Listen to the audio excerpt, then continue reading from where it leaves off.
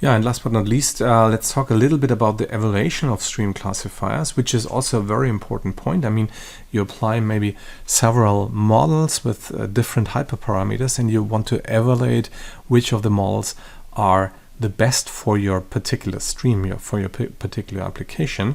Once again, a recap in the batch scenario. So the quality is typically evaluated over a separate test set of labeled instances. So for each test instance, the true class label is compared to the predicted class label.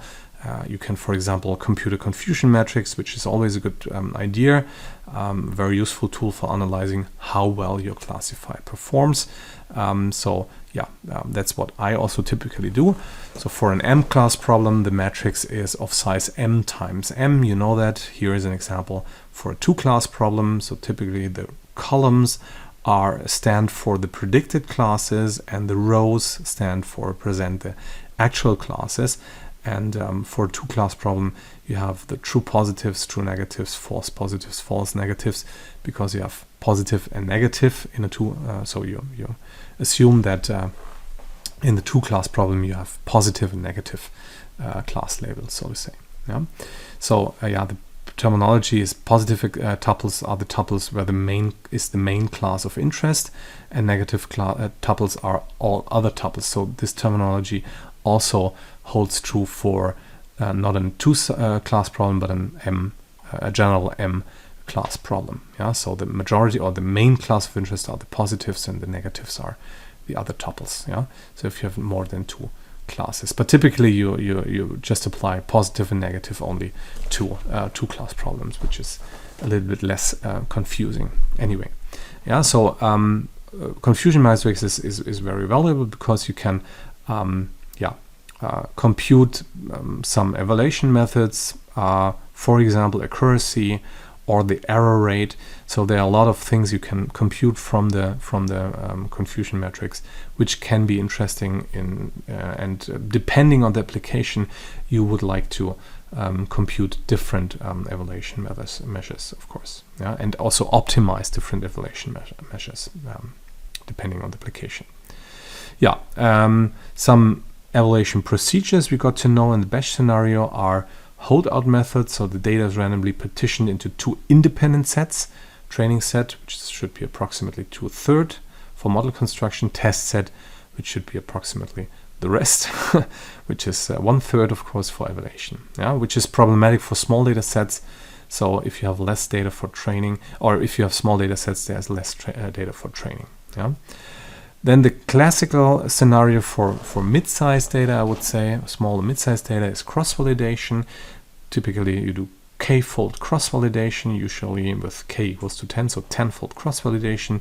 You randomly partition the data into k mutually exclusive subsets, should be stratified.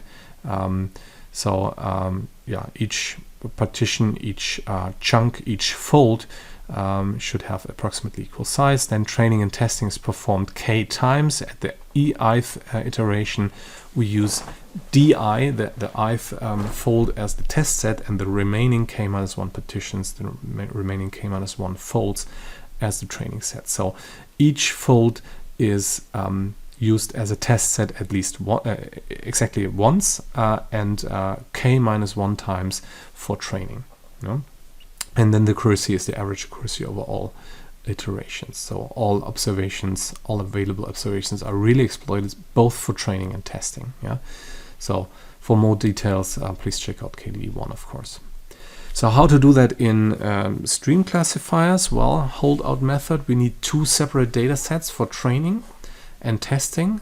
So online model training is typically done on the training set, and online model testing is also done on a test set, but very often here you can only use a static test set. Yeah, the holdout method has the problem that it's not so easy to really adopt the test set. So you can adopt the training set, but the test set is typically static, and then in that case you cannot really evaluate if you adapt well to changes, to concept drifts and stuff like that.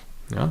So probably a little bit better idea is the so-called prequential evaluation, also interleaved test then train evaluation. So one data set for training and testing. Models are first tested, then trained on each instance.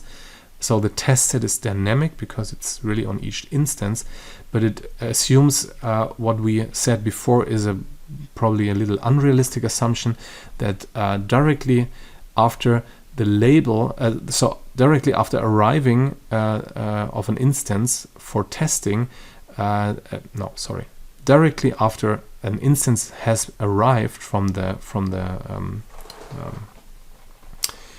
stream, its label is available for even for testing. Yeah. So in that case, as I said before, this assumption is like someone is monitoring all the predictions and reviewing all the predictions and correcting incorrect predictions, so to say. Another probability or another possibility to implement that you can use a separate virtual stream for the training set. Yeah? At least for the training set. You shouldn't do that for the test set because you never know if your virtual stream really has the same characteristics as before. Yeah. Yeah, that's it. So check out the exercises also for more on the evaluation of stream classifiers. So check out, for example, the alpha value, the alpha measure for doing that, which is a very valuable thing also. Maybe also interesting for the Klausur. And but anyway, that's all for streams. I hope you enjoyed the whole